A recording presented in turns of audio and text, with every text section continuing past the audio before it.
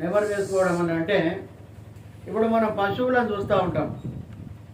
పశువులు తిన్న తర్వాత ఏం చేస్తాయి? అవి మరలా నములుకుంటూ దాన్ని అది చేస్తూ ఉంటాయి. మనం కూడా దేవుని మాటలు విన్నటువంటి మాటలను నెమరు వేస్తూ ఉండాలి. హల్లెలూయ. జ్ఞాపకం చేసుకుంటూ ఉండాలి. భయభక్తులు కలిగి ఉండాలి. అందుకే ఇక్కడ మాట్లాడుతున్నాడు. ఇంతకుముందు మనం చూసుకున్నటువంటి 1 కొరింథీయులకు రాసిన పత్రిక 11వ అధ్యాయంలో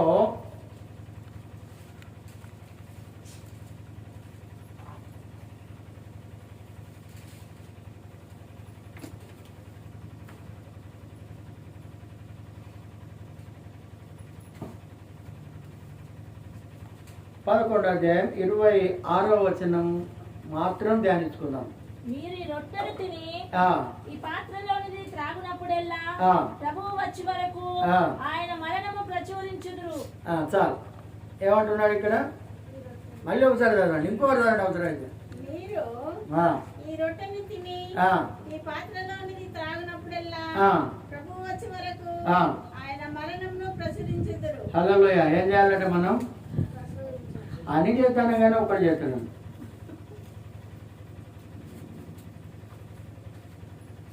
ఇది స్వయంగా యేసుప్రభు చెప్పిన మాట.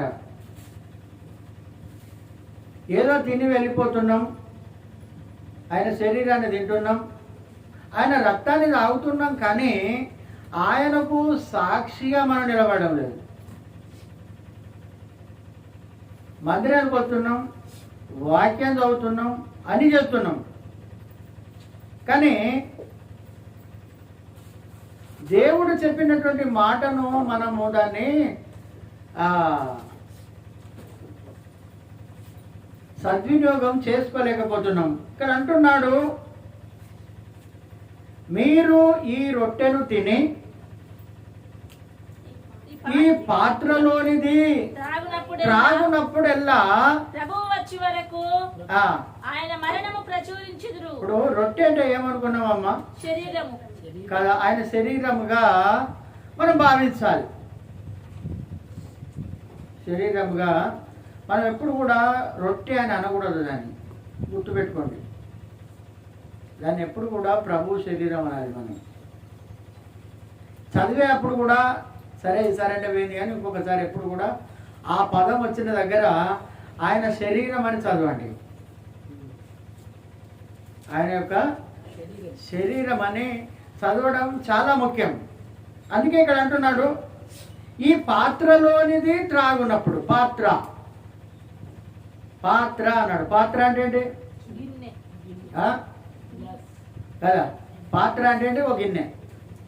అవునా కదా? తెలుసు కదా మనందరికీ, గిన్నెలు తెలుసు కదా. యేసయ్యే ఒక పాత్ర. గట్టిగా చప్పట్లు కొట్టండి.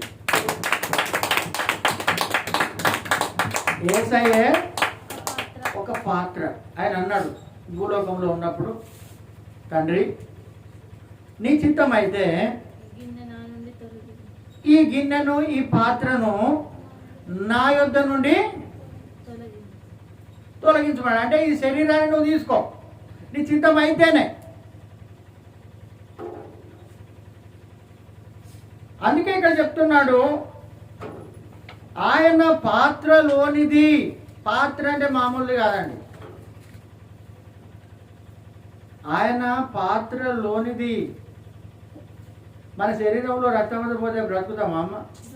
ఈ రోజులలో రక్తం లేక చాలా మంది రక్తాలు ఎక్కించుకుంటారు. రక్తాలు ఎక్కించుకుంటున్నారు. నిజంగా కూడా మనకు దేవుడు ఇంత రక్తం ఇచ్చిండు, ఆయనకి ఎప్పుడైనా మన కృతజ్ఞతాస్తుతులు చెల్లించినామా? చప్పట్లు కొడదాం. కొంతమందికి రక్తమే ఇంప్రూవ్ అవుతుందంట, తయారవుతుందంట. లోపల ఎంత తిన్నా కసర్లకే వెళ్ళిపోతుంది అది. ఇప్పుడు ఏ డాక్టర్ దగ్గర పోయినా, ఎవరిని పరీక్ష చేసినా నీకు రక్తం తక్కువ ఉన్నదని అంటున్నారు. ఎందుకు రక్తం తక్కువ ఉన్నది అంటే మన శరీరము మన రక్తాన్నే మోయలేకపోతుంది.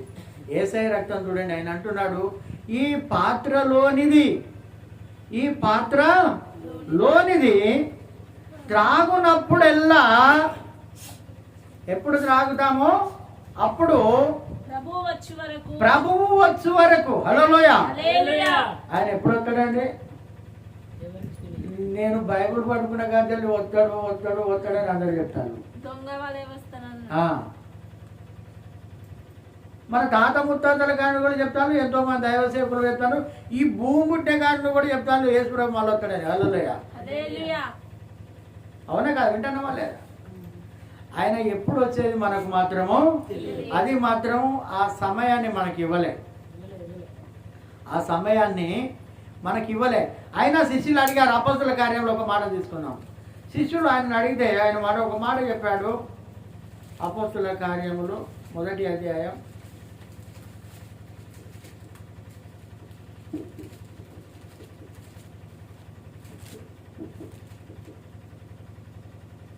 6-7 వచనాలు ధ్యానించుకున్నాం.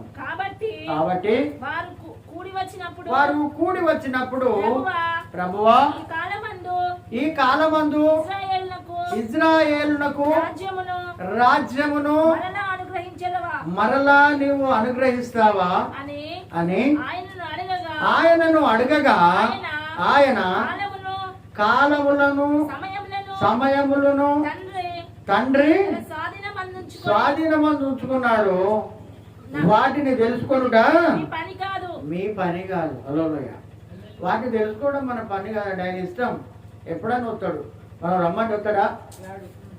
ఇప్పుడే దిగిరా ప్రభువా, ఇప్పుడే కష్టాన్ని తీర్చు ప్రభువా, ఇప్పుడే నా రోగాన్ని తీర్చు ప్రభువా అని ప్రార్థన చేస్తాం మనం. ఆత్మస్వరూపిగా వస్తాడు ఆయన. కానీ ఆయన రావాల్సిన గడియ ఆయనకు తెలిసింది. అందుకే మనం చేయాల్సినటువంటి పని ఏంటిదని అంటే, ఇది వాళ్ళకి అర్థం కాదు కనుక ఇదే బయటికి వెళ్ళి చెప్పమంటున్నాడు దేవుడు. హల్లెలూయా. నా మరణాన్ని మీరేం చేయాలి? ప్రతి క్రైస్తవుడు, ప్రతి క్రైస్తవరాలు, మందిరాలకు వెళ్ళే ప్రతి ఒక్కరూ, ప్రతి విశ్వాసి కూడా ఏం చేయాలట? ఆయన మరణాన్ని ప్రచురించాలి. హల్లెలూయా. ఇదంతా మనకు తెలుసు కానీ ఇది ఒక్కటే చేయలేకపోతున్నాం మనం. అంతా తెలుసు కానీ ఇది ఒక్కటే చేయలేకపోతున్నాం. అంటే ఈ లోకంలో ఉన్నటువంటి ఈ భూలోకం పుట్టిన దగ్గర నుండి ఈ సృష్టి యావత్తు పుట్టినప్పటి నుండి ఇప్పటి వరకు కూడా ఎంతోమంది మహానుభావులు పుట్టారు, రాజులు పుట్టారు, అధికారులు పుట్టారు, దేవతలు దేవుళ్ళు అనేవారు అందరూ పుట్టారు. కానీ చనిపోయి బ్రతికినటువంటి వాళ్ళు ఎవరు లేరు. గట్టిగా చెప్పరు వెళ్దాం. ఇప్పటికీ కూడా ఈ క్షణం వరకు కూడా ఆయన సమాధి తెరవబడే ఉన్నది. ఇది మనం చెప్పాలి. గట్టిగా చెప్పలు వెళ్దాం.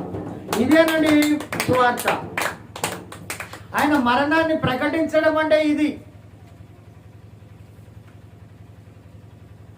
ఎందుకంటే ఆయన మరణంలో అంత శక్తి ఉన్నది. ఆయన హల్లెలూయా.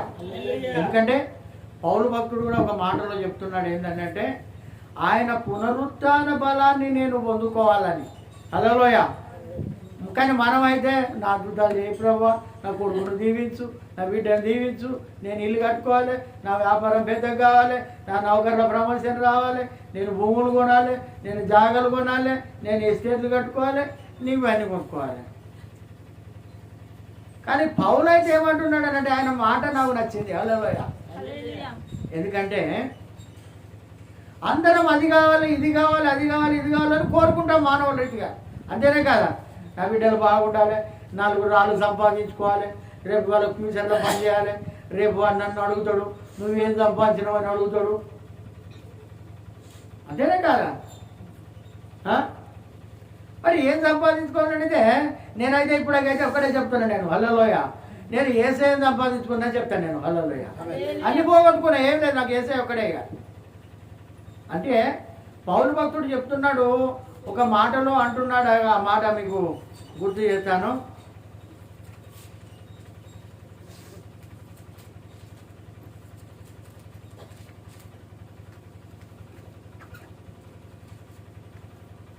ఫిలిప్పీలకు రాసినటువంటి పత్రిక చాలా జాగ్రత్తగా వినాలి. ఎందుకంటే ఈ లోకంలోనికి మనము వట్టివారం మనం. ఎందుకంటే యోగు భక్తుడు చెప్పాడు, ఎందుకంటే మనం దిగంబరిగా ఈ లోకానికి వచ్చాము, మనం దిగంబరిగానే వెళ్ళిపోతాం మనం. హల్లెలూయా. తల్లి గర్భంలోకి వెళ్ళి ఏ రకంగా వస్తామో అదే రకంగా ఆయన దగ్గరికి వెళ్ళిపోతాం మనం. కానీ ఇక్కడ పౌలు భక్తుడు చెప్పినటువంటి మాట ఏమంటున్నాడు అంటే, ఈ ఫిలిప్పీలకు రాసినటువంటి పత్రిక 3వ అధ్యాయములో 9-10 వచనాలు ధ్యానించుకుందాం. క్రీస్తును సంపాదించుకొని ధర్మశాస్త్ర మూలమైన నా నీతి గాక క్రీస్తునందలి విశ్వాసము వలన నైనను, నీతి అనగా విశ్వాసమును బట్టి దేవుడు అనుగ్రహించు నీతి గలవాడనై ఆయన యందు నిమిత్తము. హల్లెలూయ. ఆయన యందు మనం కనపడాలంటే, ఆయన యందు మనం కనపడాలి అని అంటే, ఇప్పుడు ఎవరైనా అబ్బాయి పోతా ఉంటారు, అరే వీడు ఎవరు కొనుక్కొని ఉంటున్నారంటే పలానా కొడుకు పక్కకున్నాడు. మరి మనలను కూడా ఇతరులు అనుకోవాలి కదా. ఇప్పుడు మనం మందిరానికి వెళ్తున్నాం, మనల్ని ఏమనుకోవాలి? వాళ్ళందరూ కూడా క్రైస్తవులు అనుకోవాలంటే క్రీస్తుని ధరించుకున్నటువంటి వారు. ఇక పౌలు భక్తుడు నిజంగా కూడా ఆ కాలంలోనే ఆయనంత జ్ఞానవంతుడు లేడు, ఆయనంత తెలివి కలవాడు లేడు. కల్దీల సకల విద్యలు నేర్చుకున్నాడు అప్పుడే. హల్లెలూయ. అంత జ్ఞానం, అంత పాండిత్యం ఇప్పుడు కూడా ఈ కాలంలో కూడా ఆయన మాటలను వివరించి వాటిని సరి అయిన విధంగా అర్థం చెప్పేటువంటి మానవుడు ఇప్పటి వరకు కూడా రాలేదండి. ఆ కాలంలోనే బైబిల్ ఇంత మంచిగా రాశాడని అన్నంటే ఇప్పటికీ కూడా దీన్ని అర్థం చేసుకుంటలేం మనం. చదవండి 10వ వచనం ఏమంటున్నాడు. ఇది చాలా జాగ్రత్త మనకి ఇంపార్టెంట్. ఏ విధము చేతనైనను మృతులలో నుండి నాకు పునరుత్థానము కలగవలనని ఆయన మరణ విషయంలో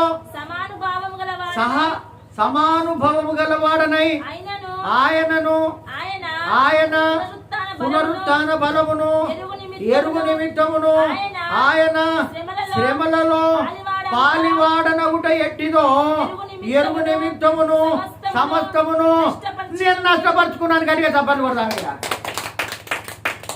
అరే మనం సంపాదాలు అనుకుంటే ఆయన ఒప్పు కొట్టుకుంటాంటే ఏంటండి? ఆయన చూస్తే కదా తెలియదు కూడా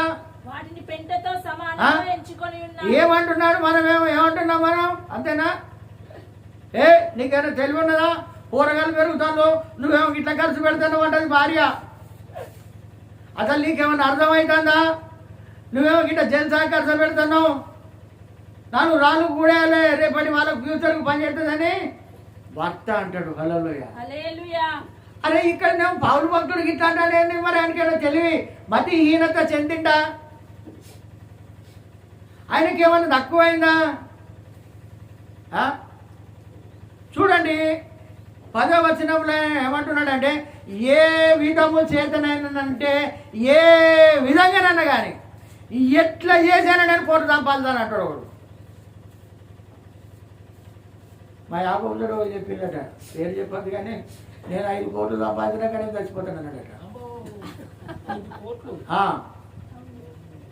అంటే డబ్బు మీద గంత ఆశ ఉన్నది.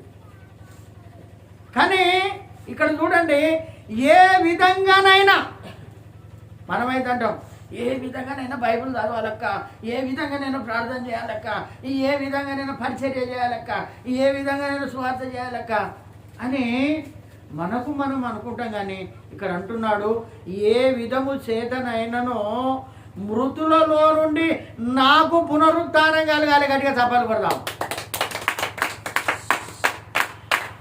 మనం అనుకుంటాం కదా, యేసుప్రభు చెప్పిన ముచ్చట్లన్నీ ఒట్టి ముచ్చట్లు, ఇవి అక్కడ రాని ముచ్చట్లు, పనికి రాని ముచ్చట్లు అన్నాడు ఆయన. ఆయన చెప్పినవన్నీ కరెక్టే. హల్లెలూయా. ఆయనను చనిపోయిన తర్వాత, ఆయన చనిపోగానే సమాధులలో ఉన్నవారు లేచారు. గట్టిగా సభలు కొడదాం. ఆయన ఏమన్నాడు తెలుసా? నా రాకడ సమయంలో కడబూర్రం ఊదగానే నేను బయలుదేరి వచ్చినప్పుడు సముద్ర ఈ యొక్క సమాధులలో ఉన్నవారు మరణాలు ఎత్తారని అంటున్నాడు అక్కడ. హల్లెలూయా. కానీ ఈ పౌలు భక్తుని యొక్క ఆశ ఏంటిదనంటే అందరికంటే ముందు నేను లేవాలంటున్నాడు. గట్టిగా తప్పని కొట్టండి. పునరుత్థాన బలాన్ని నేను పొందుకోవాలి. లాజరు ఎట్లు లేచిండో నేనంతా లేవాలి, లోకానికి నేను కనపడాలి. అది ఆశ అయినది. మనకేం పనికిరాని ఆలోచనలు ఉంటాయి, అంతేనా? ఏ విధంగానైనా నేను మృతులలో నుండి లేవాలి, నేను చనిపోయి లేవాలి. యేసుప్రభు ఏ రకంగా అయితే తిరిగి లేచాడో, నేను ఆయన శిష్యుడని కనుక నేను కూడా లేవాలని ఆశ ఉన్నది ఆయనకు. ఇదండి మనం నేర్చుకునేది. ఇది మనం నేర్చుకోవాల్సిన పరిజ్ఞానం.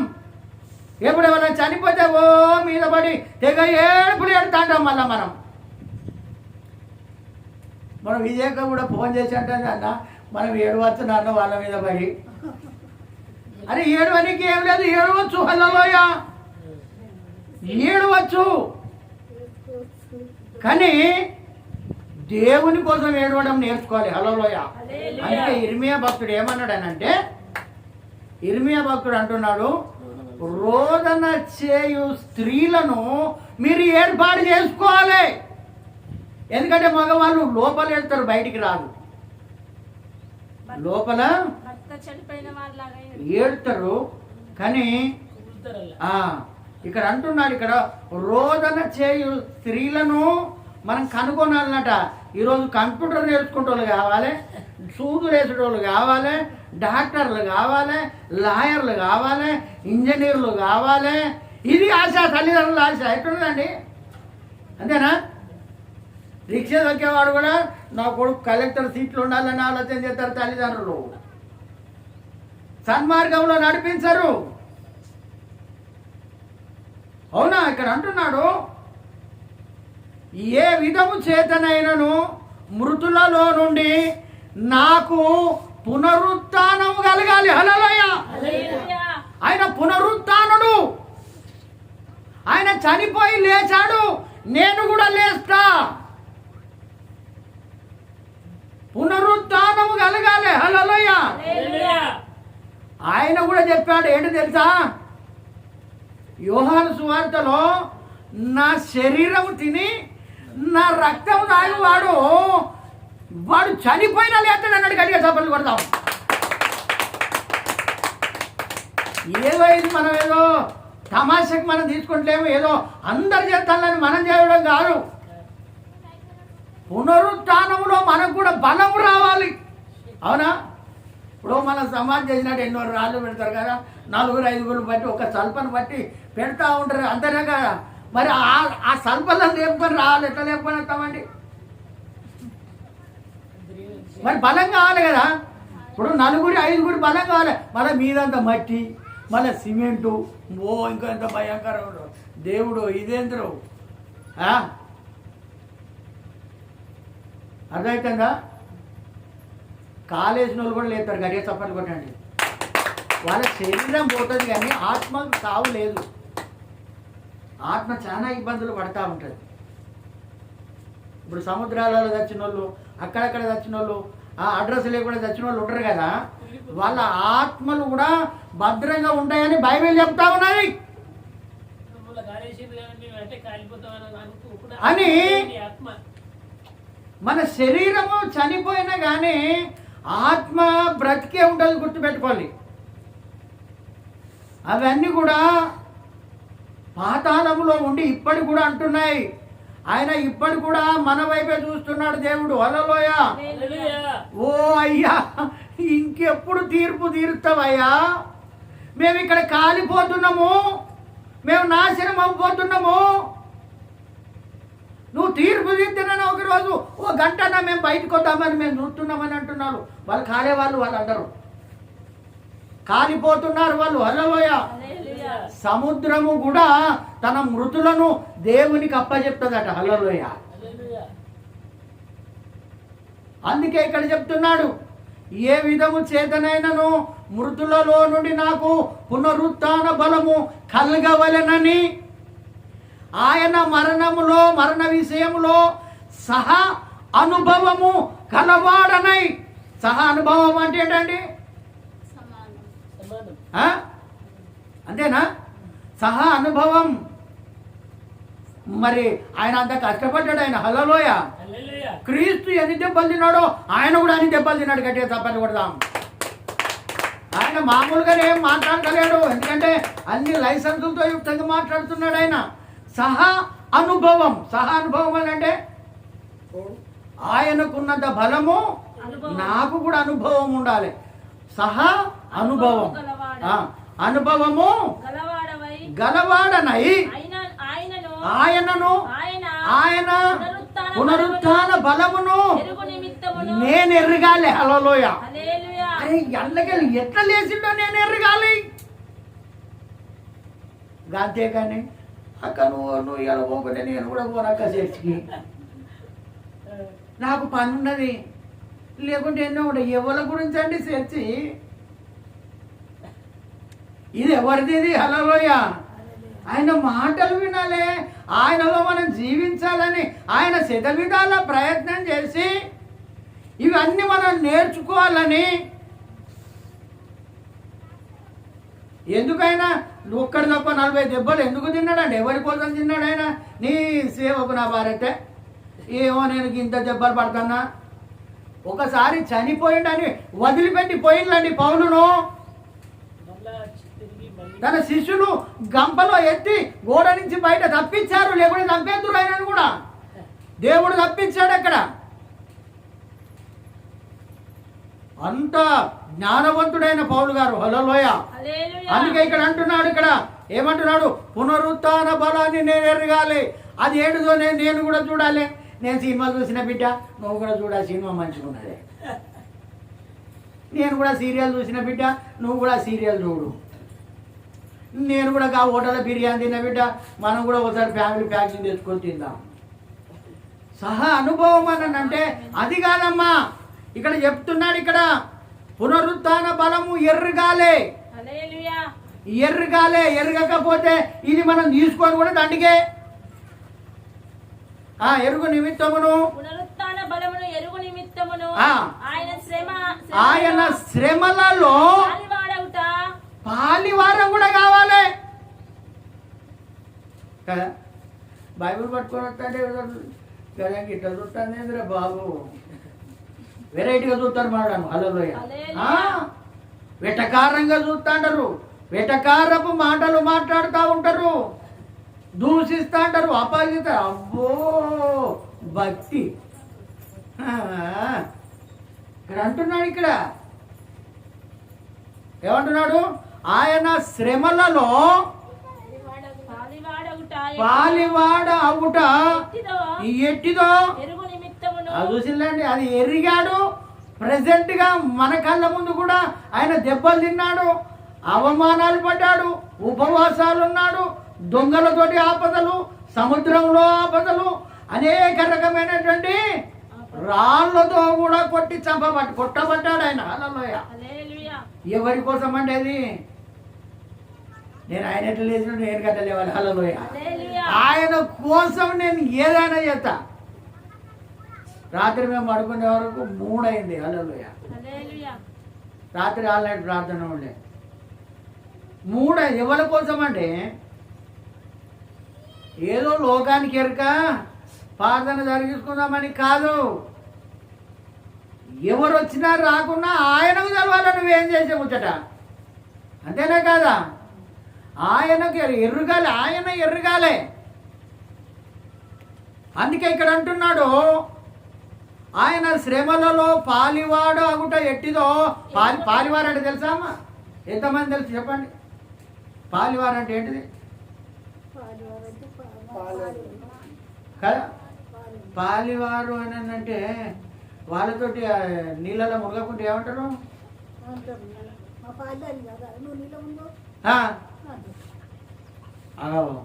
అంత పాలివాడయ్యాడట ఆయన. పాలివాడు పాలివాడనగుట ఎట్టిదో ఎరుగు నిమిత్తమును సమస్తాన్ని కూడా నష్టపరుచుకొని వాటిని పెంటతో సమానముగా ఎంచుకున్నాడు. హల్లెలూయ. ఇదండి పునరుత్థాన బలం. యేసుప్రభు పరిచర్య అంటే యేసుప్రభు శిష్యులు ఎవరో, యేసుప్రభు విశ్వాసులు ఎవరో, యేసుప్రభు యొక్క మందిరానికి వచ్చేటోళ్ళు ఎవరో వాళ్ళే. హల్లెలూయ.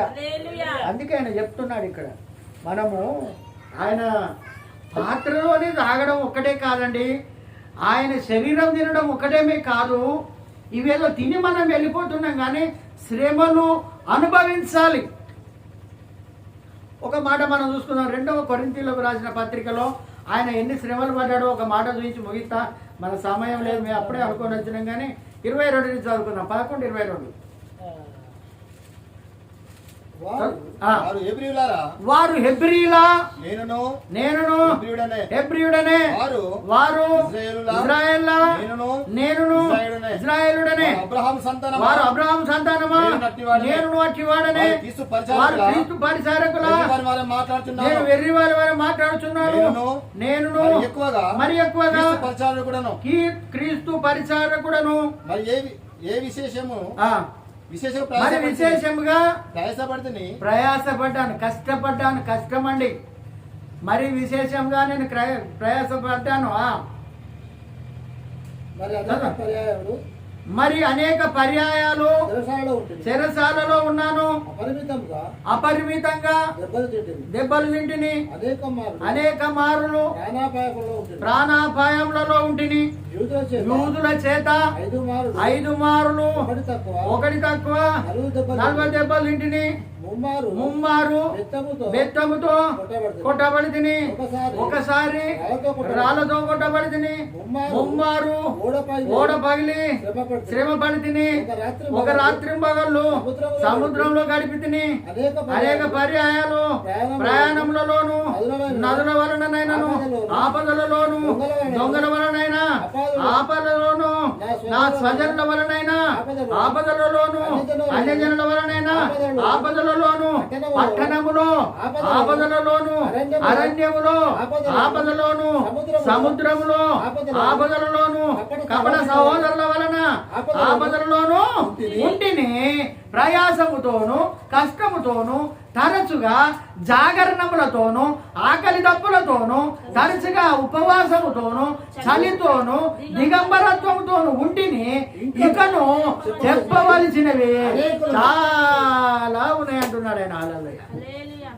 అమ్మో, గిన్ని ఆపదలైతే ఎక్కడండి ఈ క్రైస్తవం అంటే ఏంటయ్య బాబు, ఏదో అట్లా పోయి ఇట్లా రావడమే నేను అనుకున్నా. హల్లెలూయా.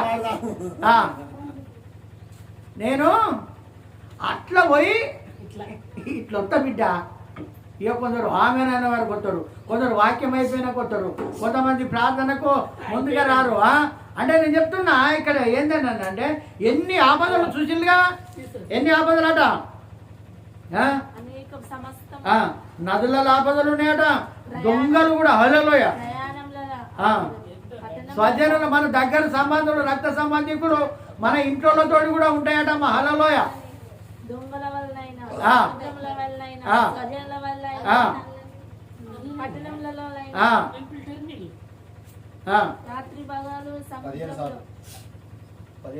చూడండి ఎన్ని ఆపదలు ఉన్నాయి. అదేనా, ఎన్ని ఆపదలు ఉంటే నేను రాకపోదాం బ్రదర్. అప్పుడు చెప్పిన వాళ్ళు అందరూ మీకు మిద్దెలు వస్తాయి, మీకు ఇండ్లు వస్తాయి, మీకు రోగాలు పోతాయి, మీకు గర్భఫలం వస్తుంది, మీరు ఇట్లా బాగుపడతారు, అట్లా బాగుపడతారు, ఇట్లా బాగుపడతారంటే మేము వచ్చినాం, కానీ ఇన్ని కట్టాలు అయితే మేమెందుకు వస్తామయ్యా, మాకెందుకు? చూడండి యేసు ప్రభు ఎన్ని శ్రమలు పడ్డాడో పౌలు భక్తుడు కూడా అన్ని శ్రమలు పడ్డాడు. హల్లెలూయా. మనం చిన్నదానికే గింత భయపడుతుంటాం, మనం చిన్నదానికే మనం ఓర్చుకోం. మనం చూడండి దీంట్లోని 6వ అధ్యాయం 4వ వచనంలో కూడా 2 మాటలు చూద్దాం. 6వ అధ్యాయం 4వ వచనం. శ్రమలయందును ఇబ్బందులయందును దెబ్బలయందును చెరసాలలోను అల్లర్లలోను ప్రయాసంలోను జాగరణలోను ఉపవాసంలోను మిగులు ఊపిరి గలవాడము పవిత్రతతోను ఆ. జ్ఞానముతోను ఆ. దీర్ఘశాంతముతోను ఆ. దయతోను ఆ. పరిశుద్ధాత్మ వలనను ఆ. నిష్కపటమైన ప్రేమతోను ఆ. సత్యవాక్యము చెప్పడం వలనను ఆ. దేవుని బలము వలనను ఆ. కుడి ఎడమల నీతి ఆయుధములు కలిగి ఆ. ఘనతల వలనను ఆ. కీర్తి సుకీర్తి కీర్తి ఆ, దుష్కీర్తుల వలనను ఆ, దేవుని పరిచయం వింటిమి. ఆ. అట్టి స్థితిలో ఆ. మమ్మల్ని మేమే ఆ. మెప్పించుకొనుచున్నాము. ఆ. మేము మోసగాండమైనట్లుండి ఆ. సత్యవంతులము ఆ. తెలియబడిన వారమైనట్లుండి ఆ. బాగుగా తెలియబడిన వారము ఆ. చనిపోచున్న వారమై ఉండి ఆ. ఇదిగో బతుకుచున్న వారము ఆ. శిక్షింపబడిన వారమై ఉండి ఆ. చంపబడిన వారము ఆ. దుఃఖపడిన వారమై ఉండి ఆ. ఎల్లప్పుడూ సంతోషించు వారము ఆ. దరిద్రమై ఉండి ఆ. అనేకులకు ఐశ్వర్యము కలిగించే వారము ఆ. ఏము లేని వారమై ఉండి ఆ. సమస్తము కలిగిన వారు. హల్లెలూయా. చూడండి ఎన్ని తిప్పలండి. యేసు ప్రభువు నమ్ముకుంటే అయ్యా సుఖము కాదు కష్టమే. హల్లెలూయా. యేసు ప్రభువును నమ్ముకుంటే సుఖాలు కాదు మన కష్టాలే ఎదురైతుంటాయి. హల్లెలూయా. ఆ, ఎన్నెన్ని కష్టాలు వచ్చినా ఏంటట నేనేమి భయపడను అన్నట్టు ఉండాలి. చిన్న కష్టానికి అమ్మ దాన్ని కష్టాలు అనుభవించిండండి ఎందుకోసమండి తోడుగా ఉంటాడు. నేను లేవాలండి. నేను ఎట్లా లేచినావు నేను కూడా లేవాలి అంతేనా కదా. కానీ ఆయన సూటు బూటైతే ఈ లోకంలో ఉన్న సేవకులు కూడా సూటు బూటైతారు.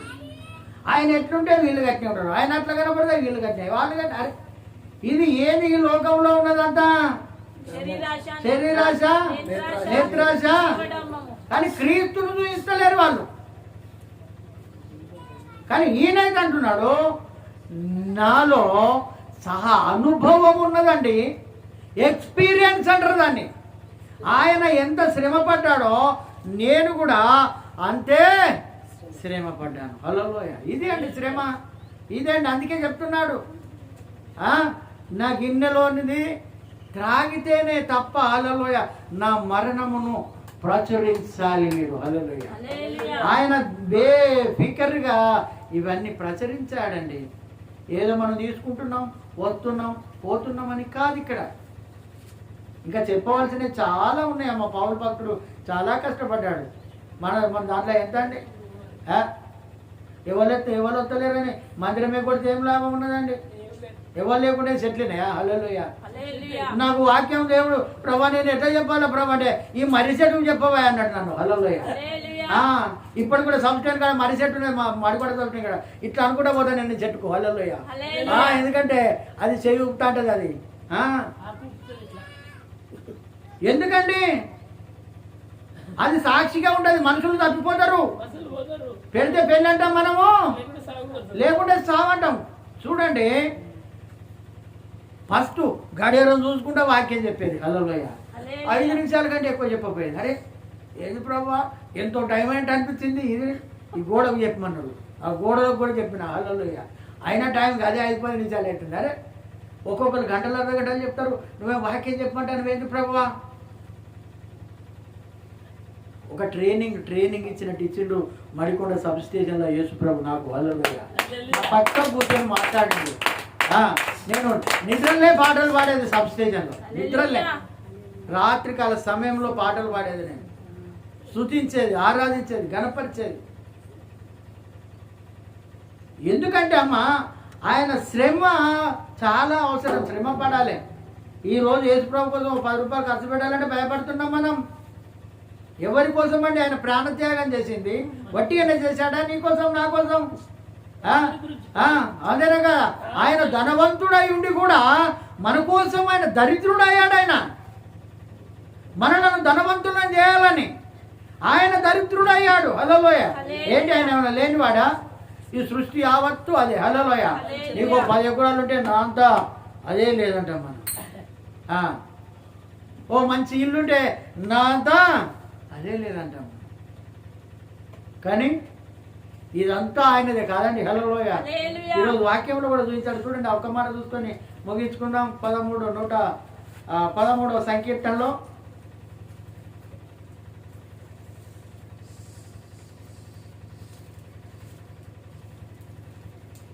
3వ వచనం ధ్యానించుకుందాం. సూర్యోదయం మొదలుకొని సూర్యాస్తమయం వరకు యెహోవా నామమును చూస్తున్నారు. హల్లెలూయా. సూర్యోదయం అంటే సూర్యుడు ఉదయించిన కానుండి మొదలు పెడితే సూర్యుడు సూర్యాస్తము సూర్యోదయం మొదలుకొని మాట్లాడకండి వాక్యం చెప్పినప్పుడు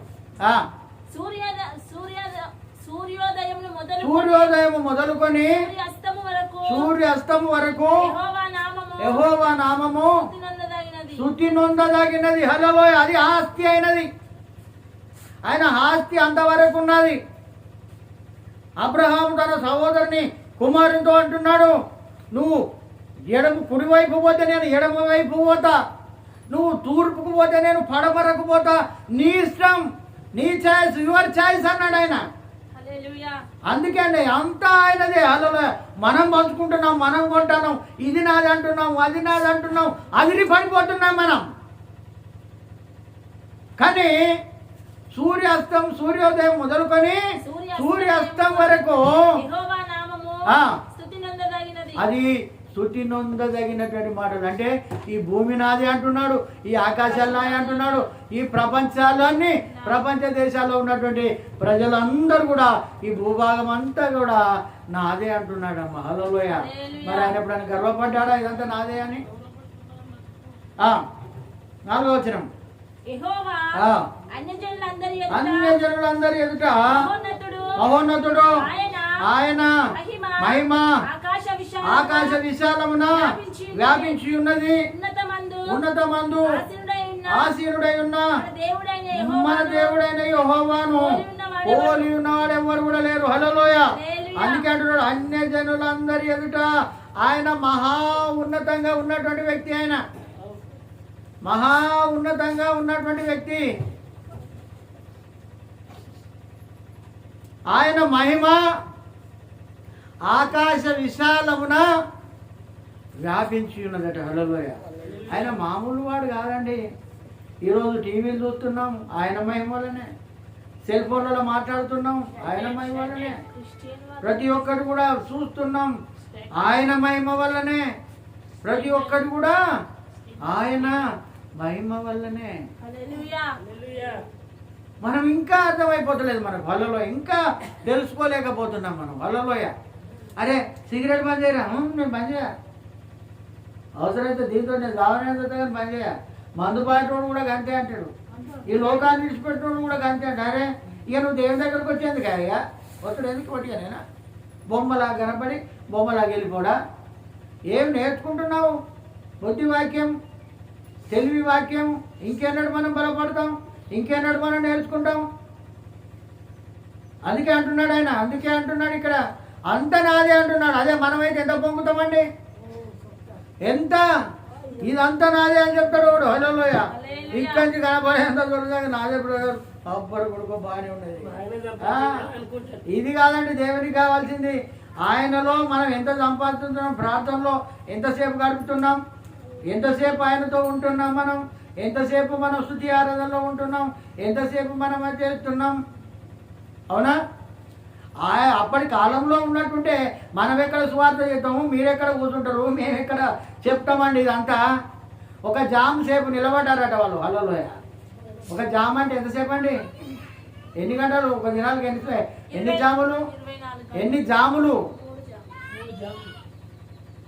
4 కాదా? 4 జాములు అంటే 6 గంటల సేపు నిలబడ్డారట. 6 గంటలు నిలబడి 6 గంటలు వాక్యం విన్నారట. 12 గంటలు. అమ్మో. ఏవో వ్యక్తి అంటాడు కదా, ఈ ప్రార్థనకి ఇంతసేపు జరిగింది ఎందుకో నీకే తెలుసు ప్రభు అని ప్రార్థన చేస్తాడు ఒక ఆయన. ఓరి ఇదేం కదా, అది దేవుని మాటలు అండి మనయా. దీనికే నువ్వు ఇట్లా అంటున్నావు. నువ్వే వాక్యం చెప్తావు. అది ఒక జాము సేపు ప్రార్థించారు, ఒక జాము సేపు నిలబడ్డారు, ఒక జాము సేపు ప్రార్థించారని. దేవుళ్ళు ఏం నిలబడతామండి మనం? హల్లెలూయా. 1 గంట నిలబడాలి, 1 గంట కూర్చోలేకపోతే మనకు టైం బిజీ అయితే, షెడ్యూల్ అయితే మనం పని చేయలేం దేవుళ్ళు. మనం దేవుళ్ళు నిలబడలేం, నిలదొక్కుకోలేం మనం. అందుకే అంటున్నాడు ఇక్కడ, ఇంకెప్పుడు ప్రకటిస్తామండి, ఇంకెన్నడు మనం ప్రచురం చేస్తాం, మనం ఆయన మరణాన్ని ప్రచురించుదురు అంటున్నాడు. మనం ప్రచురిస్తున్నామా? లేదు. ప్రచురిస్తలేము అని అంటే ఆయన యొక్క రక్తము మనలో ప్రవహించడము లేదు. ఎవరైనా ఏమన్నా అంటే నీకు ఎంత కోపం వస్తుంది, ఎంత బీపీ పెంచుకుంటావండి, ఎంత బీపీ పెరుగుతుంది, అవసరమైతే నువ్వైనా నేను రా చూసుకుందాం రా అంటాం మనం. అవునా? మరి ఆయన రక్తం మనలో తాగినప్పుడు ఎందుకు మరి ప్రచురించలేకపోతున్నాం మనం? ఎందుకు ప్రచురణ కర్తలుగా ఉండలేకపోతున్నాం? ఆయన నామాన్ని ఎందుకు ప్రకటించలేకపోతున్నాం మనం? ఇది అర్థం చేసుకోవాలి మనం. హల్లెలూయా. మళ్ళీ తీసుకుంటున్నామని అంటే రోజుకొకరికి దేవుని గురించి చెప్పాలి. హల్లెలూయా. ఈరోజు మనం నేర్చుకున్న పాఠం ఇది ఒకటే. చెప్తారా? దేవుని శరీరం మనం తింటున్నాం. ఆయన శరీరం మనం తింటున్నప్పుడు, ఆయన రక్తం తాగినప్పుడు వాళ్ళు మారకపోని, సిగరెట్ తాగేటోళ్ళు సిగరెట్ తాగని చెప్పండి, చుట్టలు తాగేటోళ్ళు చుట్టలు తాగని చెప్పండి, గుట్కాలు తిన్నవారు గుట్కాలు తినకండి చెప్పండి. అరే గుట్టుకున పోతామని చెప్పాలి. ఇది ప్రచురణ చేయడం. హల్లెలూయా. రండి, లేకుంటే మా దగ్గర రండి, యేసయ్య మందిరంలో రండి, అన్ని నేర్చుకుంటారని చెప్పాలి వాళ్ళకి. అదేనండి బైబిల్ పట్టుకొని స్వార్థ చేయడం కాదు. హల్లెలూయా. లేకపోయినా చేయొచ్చు, ఎందుకంటే ఒకరికైనా మనము స్వార్థ చేయాలి, ఒకరినైనా అగ్నిలో నుండి మనం పైకి లాగాలి. ఇది ప్రచురించుదురు అంటే ఆయనే చెప్తున్నాడు, కానీ ఆయన మాటే మనం వింటలేము. ఆయన మాట మనము వినడం లేదు, ఆయన మాటకు విలువ ఇవ్వడం లేదు, ఆయన మాటకు మనం గౌరవం ఇవ్వడం లేదు. అందుకే అంటున్నాడు, ఏదో తీసుకుంటున్నాం పోతున్నాం, అందరూ వచ్చినట్టు వస్తున్నాం, మనం కూడా వెళ్ళిపోతున్నాం. ఏం ప్రయోజనం అండి? మనం కూడా సహానుభవం రావాలి. హల్లెలూయా.